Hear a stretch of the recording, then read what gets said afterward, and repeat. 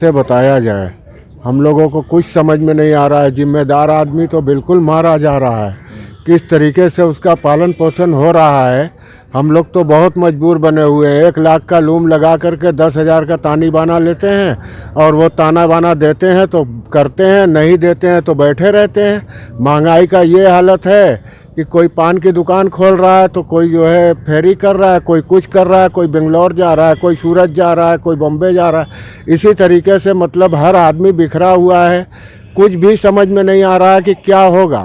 देखिए, इतनी काफ़ी समस्या है कि बुनकर खुद पूरा समस्या बता ही नहीं पा रहे हैं। सबसे समस्या बत्ती की है। आप भारतीय जनता पार्टी ने अभी बुनकरों के लिए एक दानिश अंसारी को मंत्री बनाया है बुनकरों का, लेकिन आज दिन तक वो दानिश अंसारी जो है जिंदा है कि मर गया ये पता नहीं है, क्योंकि अगर वो जिंदा होता तो बुनकरों के बीच में ज़रूर आता। अब सरकारें जो है नए नए लोगों को नए नए नामों से जो है बैठाल देती हैं कुर्सियों पे लाके। जो है उन मंत्रियों को यही नहीं पता कि हम लोगों को करना क्या है, हमारे बजट में क्या कोटे में क्या पैसा आता है बुनकरों के लिए, या किसी उसके लिए जो है पैसा आता है तो वो हम बुनकरों तक पहुंचाएं कि नहीं पहुंचाएं। इससे जो है ये मंत्री लोग जो है सब पल्ला झाड़ कर बैठे हुए हैं। इससे कोई उम्मीद नजर नहीं आ रही है कि बुनकरों का भला होगा। ठीक है, बुनकरों की क्या हालत है, वो भी प्रधानमंत्री नरेंद्र मोदी के सांसदीय क्षेत्र से लेकर पूरे देश में। बुनकर लगातार अपना देश, अपना जनपद छोड़कर दूसरे प्रदेश में जाना बेहतर समझ रहे हैं, क्योंकि कहीं ना कहीं उनको ये लग रहा है कि हमें यहाँ पे अब कम आमदनी होगी। जो ताने बाने का बात कही जाती थी, वो भी जो संबंध था वो भी लगातार गैप होता जा रहा है। ये बताइए कि बुनकरों की समस्या को लेकर क्या वो सरकार काम करे जो बुनकरों की मदद करे? देखिए, बुनकरों के लिए जो है इनको उद्योग लगाना चाहिए। यहाँ जो है जैसे बाहर आप जो है फैक्ट्रियाँ लगा रहे हैं, वैसे यहाँ भी जो बुनकरों का बहुत बड़ा संख्या है जो है, तो यहाँ बुनकरों के लिए वो सुविधा नहीं है। ये बुनकर जो है खुद अपनी मेहनत से जो है किसी तरीके से जो है अपना पालन पोषण कर रहा है, बाकी सरकार द्वारा कोई लाभ तो नहीं मिल पा रहा है। सरकार से क्या उम्मीद करते हैं? अच्छी उम्मीद रखते हैं, लेकिन बत्ती का यहाँ मसला ऐसा है कि रोजगार है नहीं। 1 महीने में बत्ती की बिल देना होता है, 15 दिन 10 दिन कारखाना बंद रहता है, महीना पूछता है, पूरी बत्ती की बिल देना पड़ता है। इसी परेशानी से लोग जाकर बाहर चले जाते रहे हैं। करीब 25% तो आदमी काम करने वाले लड़के जो है तो बाहर गुजरात, अहमदाबाद है, कलकत्ता है, निकल गए। अगर ये बत्ती का मसला भी हल हो जाए, रोजगार तो ठप है। महीने में 15 दिन अगर लूम चलती है तो 15 दिन बंद। महीने भर की बत्ती 1 लूम है तो 2 किलोवाट का 3200-3500 रुपया महीना बत्ती के बिल दो। यही समस्या है। अच्छा, ये बताइए कि बाबा योगी आदित्यनाथ से क्या अपेक्षा करते हैं? बाबा आदित्यनाथ योगी जी जो है अगर चाहें तो कुछ लाभ हो सकता है। पिछले दौर में आपने देखा भारतीय जनता पार्टी की सरकार थी, वसुंधरा राजे मुख्यमंत्री थी राजस्थान की, वहाँ उन्होंने बेटी पैदा होने पर 50,000 रुपया दिया, लेकिन उत्तर प्रदेश में सिर्फ मात्र 9,000 रुपया देकर रह गए। भाई जो 9,000 रुपया आप देते हो वो तो जच्चा और बच्चा के खर्चे में चला जाता। बच्चा तो नंगा आया तो नंगा ही है आज के दौर में। तो उसको योगी सरकार को ये सोचना चाहिए, उत्तर प्रदेश इतना बड़ा क्षेत्र है, इसमें तकरीबन 1 लाख रुपया बेटी पैदा होने पर वो दें, जिससे जो है गरीब लोगों को कुछ मदद मिल सके।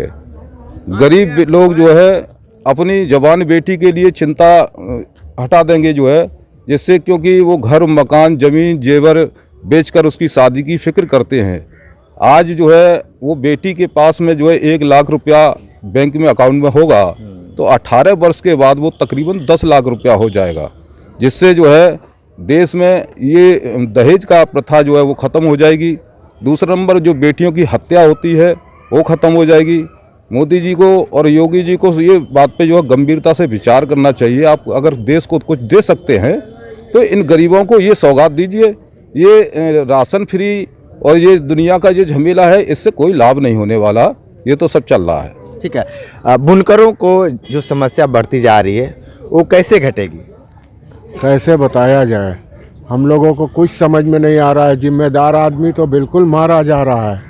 किस तरीके से उसका पालन पोषण हो रहा है, हम लोग तो बहुत मजबूर बने हुए हैं। 1 लाख का लूम लगा करके 10,000 का तानी बाना लेते हैं और वो ताना बाना देते हैं तो करते हैं, नहीं देते हैं तो बैठे रहते हैं। महंगाई का ये हालत है कि कोई पान की दुकान खोल रहा है तो कोई जो है फेरी कर रहा है, कोई कुछ कर रहा है, कोई बेंगलोर जा रहा है, कोई सूरत जा रहा है, कोई बम्बे जा रहा है। इसी तरीके से मतलब हर आदमी बिखरा हुआ है। कुछ भी समझ में नहीं आ रहा है कि क्या होगा और आगे के लिए कोई समस्या नहीं समझ में आ रही है कि इस हमारे धंधे का, यानी हम बुनकर आदमी हैं जो कि बनारस की बहुत मानिन आदमी हमको गिनना चाहिए, जो हम बनारस के पूरी संस्था को हम लोग देखते अच्छा, एक हैं। चीज बात बताइए कि अब तो मान लीजिए कि हम लोग नए साल में भी आ गए हैं, 2024 में प्रवेश कर गए हैं और 2024 में चुनाव भी है। बुनकर समाज क्या करेगा? बुनकर समाज के हाथ में कुछ है ही नहीं है, वो क्या करेगा? हमारा क्यों नहीं है? आप बुनकर समाज तो आप चाहे तो देश बदल दे, एक वोट उसका बहुत अमूल्य है। हमारा कोई हमदर्द है ही नहीं है, कोई भी नहीं है। ना कोई सरदार मातो है, ना कोई बड़ भैया है, ना कोई जो है गवर्नमेंट हमारा कोई साथ दे रही, कोई भी हमारा साथ नहीं दे रहा है। हम महंगाई में और बेरोजगारी में बहुत ज़्यादा ही जूझ रहे हैं और इसका अंजाम इसे समझ लीजिए कि मकान बेचने के अलावा या किसी भी मतलब हम लोग आज इतना इस कागार पर आ गए हैं कि जो हम लोग को लड़की लड़के के लिए शादी वादी के लिए 1-2 लाख इकट्ठा करना पड़ता है तो हम लोग को लोन लेना पड़ता है, तो ब्याज पर लेते हैं, तो या तो घर मकान बेचते हैं। यही सब तरीके से हम लोग चला रहे हैं किसी तरीके से। हम लोगों की कोई गिनती कहीं पे है नहीं, कहीं पे भी हम लोग की जोड़ती नहीं है, कहीं पे हम लोग का नाम नहीं लिया जा रहा है। जितनी गिरी पोजीशन हमारी है हम समझते हैं कि किसी की भी नहीं है, झाड़ू देने वाली की भी नहीं होगी, बस समझ लीजिए हम इतनी। ठीक, और भी लोग हैं। ठीक है, ये बताइए कि आप भी बुनकर समाज में के पूरे मोहल्ले में रहते हैं, क्या स्थिति है बुनकरों की? आप बुनकर के बीच में गए तो क्या लगता है? पूछे तो क्या लगता है बताइए? आप बता दीजिए क्या समस्या है? बुनकर की देखिए इतनी काफ़ी समस्या है कि वो बुनकर खुद पूरा समस्या बता ही नहीं पा रहे हैं। सबसे समस्या बत्ती की है। आप भारतीय जनता पार्टी के नेता हैं, तो नेताजी से क्यों नहीं बात बता? मैं भारतीय जनता पार्टी का नेता नहीं हूँ। हाँ, मैं भारतीय बुनकर उत्थान समिति का खुद एक अध्यक्ष हूँ। बुनकर के बीच में रहता हूँ, बुनकर की समस्या के बारे में सुनता हूँ और सुनता हूँ तो मैं मीडिया में भी बोलता हूँ तो हमारी वहाँ तक आवाज़ तो पहुँचेगी नहीं, और पहुँचेगी भी तो अपना वो काम करेंगे नहीं मंत्री लोग। देखिए, मंत्री लोगों से नाराजगी है आपकी? बिल्कुल है, क्यों नहीं है। हाँ, थोड़ा सा और भी लोग हैं। ये बताइए कि क्या समस्या है बुनकरों की? बुनकरों की बहुत बड़ी समस्या है कि ये लोग हलाक बने जो धंधे से बेरोजगार हैं। अच्छा, ये बताइए कि चुनाव में क्या कुछ बुनकर समाज करेगा? देखिए, भारतीय जनता पार्टी ने अभी बुनकरों के लिए एक दानिश अंसारी को मंत्री बनाया है बुनकरों का, लेकिन आज दिन तक वो दानिश अंसारी जो है जिंदा है कि मर गया ये पता नहीं है, क्योंकि अगर वो जिंदा होता तो बुनकरों के बीच में ज़रूर आता। अब सरकारें जो है नए नए लोगों को नए नए नामों से जो है बैठाल देती हैं कुर्सियों पे लाके। जो है उन मंत्रियों को यही नहीं पता कि हम लोगों को करना क्या है, हमारे बजट में क्या कोटे में क्या पैसा आता है बुनकरों के लिए या किसी उसके लिए जो है पैसा आता है, तो वो हम बुनकरों तक पहुंचाएं कि नहीं पहुंचाएं, इससे जो है ये मंत्री लोग जो है सब पल्ला झाड़ कर बैठे हुए हैं। इससे कोई उम्मीद नजर नहीं आ रही है कि बुनकरों का भला होगा। ठीक है, आप क्या मानते हैं बुनकरों की समस्या कैसे हल होगी? बुनकरों की समस्या क्या हल होगी? अरे बत्ती डबल टिबल हो गई है, हैं, और मशीन चली नहीं रही है, लोग दे ही नहीं पा रहे हैं, बराबर मशीन बेच रहे हैं, घर बेचने की नौबत आ गई है, घर बेच रहे हैं। योगी सरकार कुछ सुनी नहीं रही है, बत्ती बराबर अभी फिर बढ़ने की उम्मीद है। यही समस्या, लगातार समस्या बढ़ती जा रही है। 24 के चुनाव में क्या करेंगे? 24 के चुनाव में क्या करेंगे? हम लोग तो यही सोचते हैं कि भारतीय जनता पार्टी के वोट दें। लेकिन इतनी तकलीफें बढ़ी हुई है और भारतीय जनता पार्टी के रहनुमा बने हुए हैं आप। जब देंगे तभी न सुनेगी हमारी बात। अच्छा, डर के वजह से तो नहीं है? नहीं, डर के वजह से नहीं, हम डरी है जो हाँ। है ये एक तरह का डरी है। अच्छा, ये डर है क्योंकि अगर भारतीय जनता पार्टी के खिलाफ अगर यहाँ के लोग बोलेंगे तो इन लोगों के ऊपर मुकदमा लग जाएंगे, इनको जेलों में बंद कर दिया जाएगा, बुनकरों को आए दिन परेशान किया जाएगा, इनकी कोई सुनाई धुनाई नहीं करेगा। इसलिए घबरा के जो है टोपी और गौछा जो है डालकर जो है बीजेपी का गेहूं का कलर डाल के जो है मजबूरन जो है ये जो खड़े हैं, ये अपनी खुशी से नहीं खड़े हैं। और ये 2024 का जो चुनाव आ रहा है इसमें सभी को जो है जानकारी हो जाएगी। तो आखिर ऐसा तो नहीं है कि बीजेपी के टोपी पहनकर और भगवा चोली पहनकर ये सपा को और कांग्रेस को वोट दे लो? ऐसा भी हो सकता है, ऐसा भी हो सकता है। हाँ। इसमें कोई दोहराई वाली बात अच्छा नहीं ठीक है, मैं आता हूँ। ये बताइए कि क्या बुनकरों की समस्या कैसे दूर होगा?